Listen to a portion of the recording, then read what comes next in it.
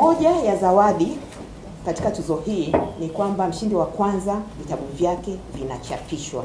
Kwa hiyo niseme kwamba tulianza tuzo hii mwaka wa fedha 2022-2023. Lakini kwa taratibu za kiserikali uchapaji wa vitabu vya kila mwaka wa fedha vinachapwa mwaka wa mbele wa fedha. Kwa hiyo vitabu ambavyo vilishinda mwaka 2022-2023 vimeshachapishwa katika mwaka wa fedha 2023-2024.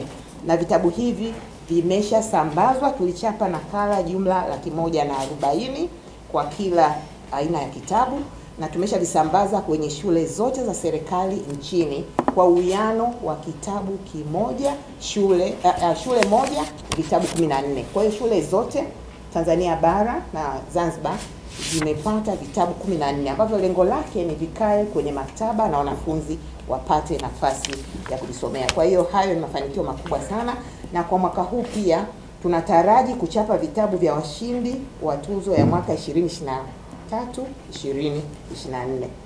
Lakini mafanikio ya pili tumesema kwamba mojawapo ya malengo ya tuzo hii ni kukuza sekta ya uchapishaji, publication industry. Kwa hiyo tumeweza kuchangia katika kuikuza sekta hii, kwa sababu kila mwaka pia tunakuwa na zabuni ya mchapishaji mmoja.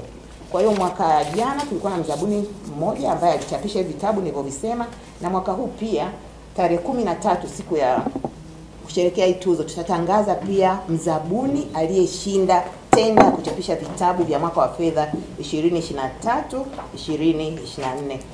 Kwa hiyo na kila mzabuni thamani ya vitabu ni milioni 400. Kwa hiyo kwa kiwango hiki tuna imani kwamba tutaweza taratibu kuweza kukuza sekta ya uchapishaji.